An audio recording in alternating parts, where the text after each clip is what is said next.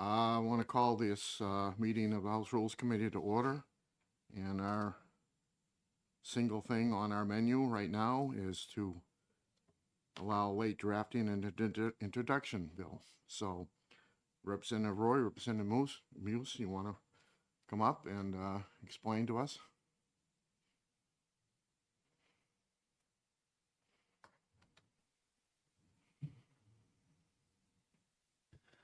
Good morning. Thank you for convening and being willing to hear us this morning. I'll start and I'll turn it over to Representative Muse. After the news of the tragic killing of Chief Haas, as the chair of the Criminal Justice Committee, I looked into it to see what, if anything, was necessary that we could do and kind of see what the current state of the law was. And the current state of the law in New Hampshire is similar to the federal law in that if you are involuntarily committed, you are barred from owning firearms or from purchasing firearms. The problem we discovered is that while New Hampshire recognizes that, there is no mechanism in current law for that report to happen and that person's name to be entered into the NICS system. So there's a gap between our recognizing it and it actually happening. Representative Muse and I have, I believe, got elected at the same time. We've been here. This is our third term. I like to consider myself one of the staunchest defenders of the Second Amendment. And when I thought about introducing this legislation, I thought to make sure that we do this correctly and get everyone's buy-in, the first name that popped in my head was Representative Muse, who's been one of the staunchest advocates for gun control. For us to be together here today tells you something, that we think that this is serious and we think it needs to be addressed now. And I'll turn it over to Representative Muse. There are over 40 other states in this country that actually send mental health data, reporting data to the NICS system. So we would not be outliers by sending data to the system. I think there are some pretty compelling reasons to do this, and one of the most compelling reasons was what likely happened a couple of weeks ago at New Hampshire Hospital. We're in a situation right now where people who basically may not be in control of themselves, who may have severe mental illness, are in a position where they can walk into a gun store and buy a firearm. And I think one of the things that we have consistently recognized is while all of us have a right to own a firearm under the Constitution, I don't think anybody wants a firearm in the hands of somebody who is subject to things like acts of psychosis and who is literally not in control of themselves. And I think that's the thing that we're really trying to stop. One of the things I do want to say is that there is a tremendous amount to unpack with legislation like this.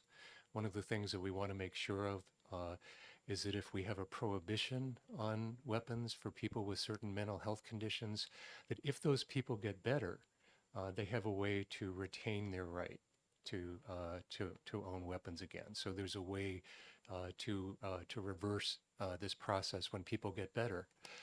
There are some complexities, though.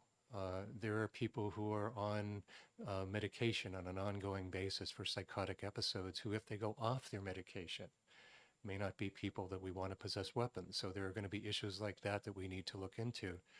So to help us work through these issues, I think we're not only going to be in touch with folks at the Attorney General's office, but we've also involved Holly Stevens and Susan Stearns from NAMI to help make sure that whatever we do, we don't wind up further stigmatizing people with mental health conditions. So one of the things that we are going to try to do in the legislation that we submit is to make sure that we properly balance the public safety concerns, which right now are out of balance, with the concern that we not only don't stigmatize people with mental health conditions, but also people who may need treatment.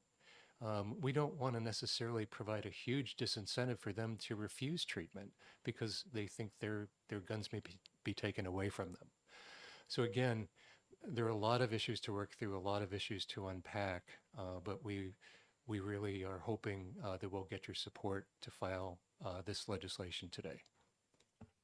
If I could just add quickly, I'm particularly cognizant of the fact that we have been at war for decades. And as part of that, we have thousands of veterans who have PTSD and who need and seek routinely mental health treatment. And I would want to do nothing that would discourage them from getting the help they need, nor would I want to punish them with the greatest of tragic ironies by taking their rights away because they went to defend ours. So we're going to be very diligent and very careful in crafting this legislation, as Representative Meese said, so that no one is punished for seeking the help that they need, while at the same time balancing the need of the public to be safe, to ensure that firearms do not end up in the hands of people who definitely do not have them. And I've recruited Representative Stone, who's also going to co-sponsor the bill, and he's already working on the restoration of rights process, which is indeed complicated.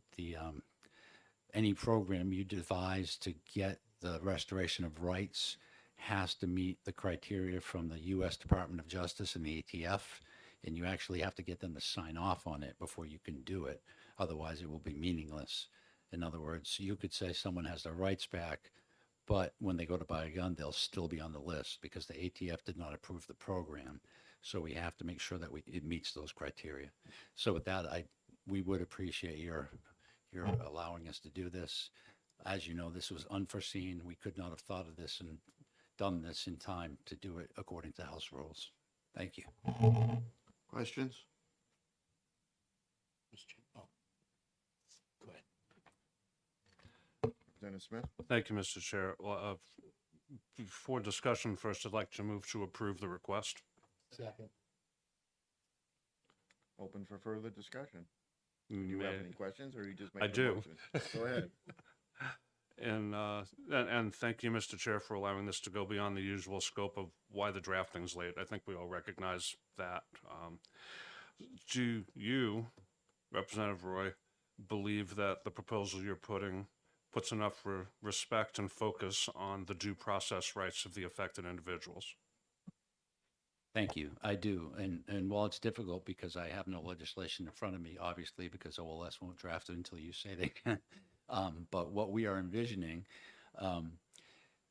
purely follows the federal law. The federal law requires if you are involuntarily committed, that means not because you went on your own to get help, but because you refused to get help or you were unable to get it on yourself, a judge commits you involuntarily.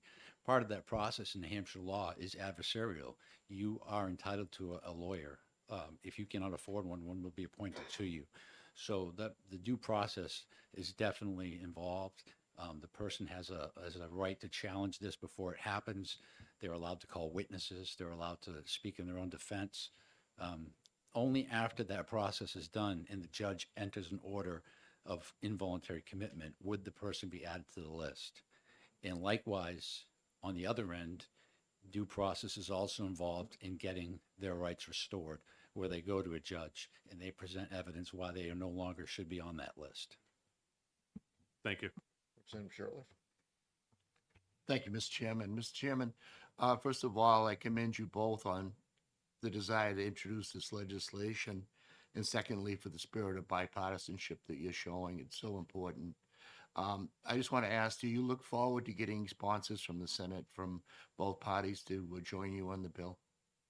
Thank you. Actually, I have already spoken to Senator Whitley, who is going to co-sponsor it, and so is Senator Abbas. Thank you. Further questions? Okay. We need a roll call, am I correct? The motion is to approve the late drafting. Chairman Packard, Yes. Vice Chairman Shirtliff, Yes. Representative Smith, Yes. Representative Kofold, Yes. Representative Osborne, Yes? Representative Sweeney, Yes. Representative Simpson, Yes. Representative Weber, Yes. Representative Ebel. Yes. Motion is adopted 9-0. Is there any other business to come before this committee? If not, I just wish to thank you all again for your time and your votes. we have a motion to adjourn. So moved. It's done and seconded. That was We are everybody. adjourned.